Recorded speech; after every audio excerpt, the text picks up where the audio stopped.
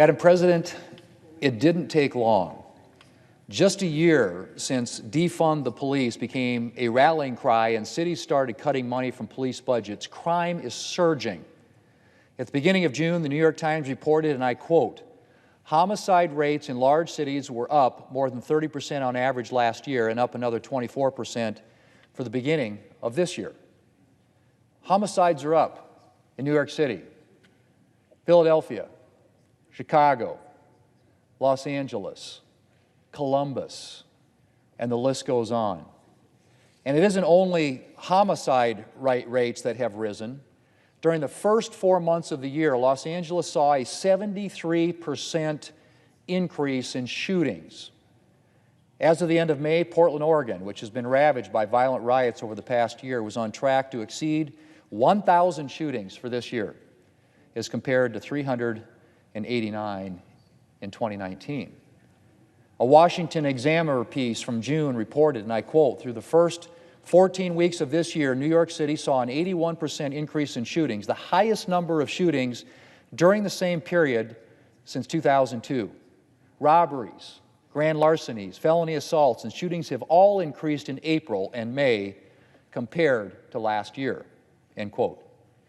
San Francisco has seen a surge in car break-ins, among other crimes, with the San Francisco Chronicle reporting in June that, quote, "Last month, the police department's Central Station saw a 733% increase in auto burglaries compared to the previous May," end quote.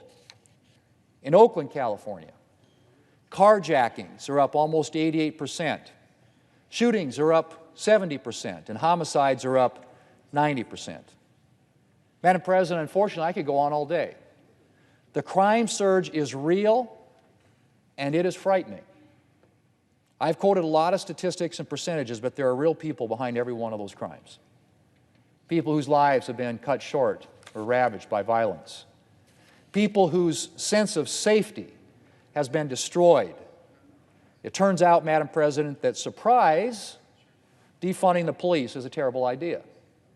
It's no coincidence at all that cities that have slashed their police budgets have seen huge increases in violence. Some of them are even recognizing the mistake that they've made and seeking to restore the funding that they cut.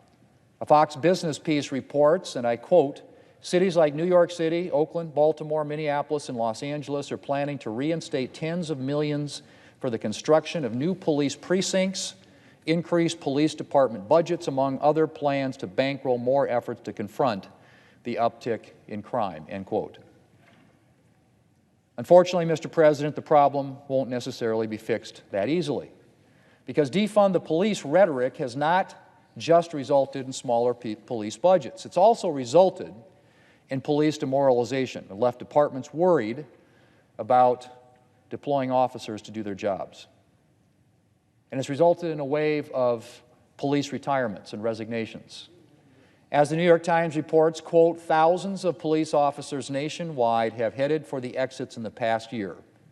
A survey of almost 200 police departments indicated that retirements were up 45% and resignations rose by 18% in the year from April 2020 to April 2021 when compared with the previous 12 months, end quote. Again, that from the New York Times. The city of Asheville, North Carolina, has lost a third of its police force. A third, Mr. President, and it's not surprising. It turns out that when you spend months vilifying police officers and demonizing them for doing their job, some of them no longer want to stay. And this is perhaps the worst consequence of the Defund the Police movement. Cutting police budgets is not a good idea, but resources and equipment can be built back up again, sometimes fairly quickly.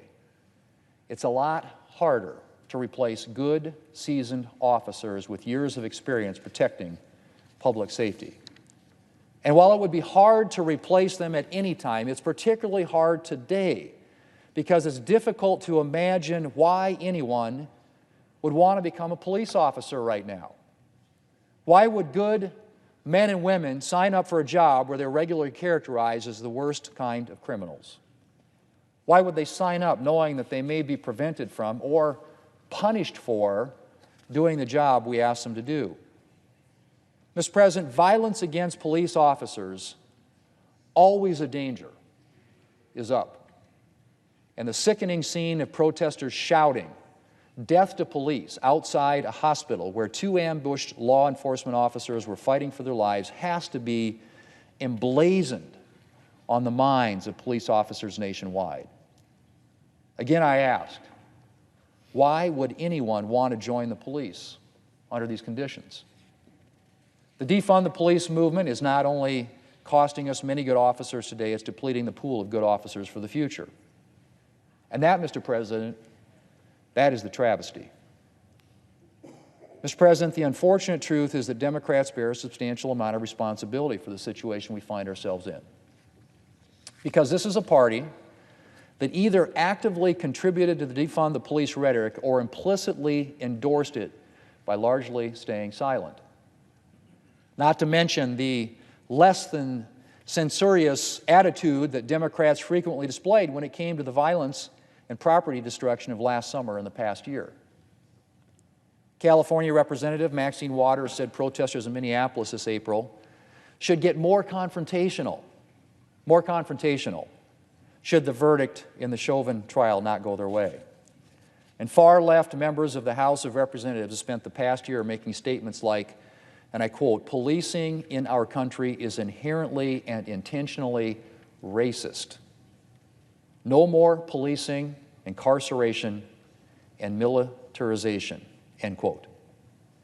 Now, more mainstream Democrats have become wise to the fact that their party's association with the defund the police movement may threaten their electoral chances next year.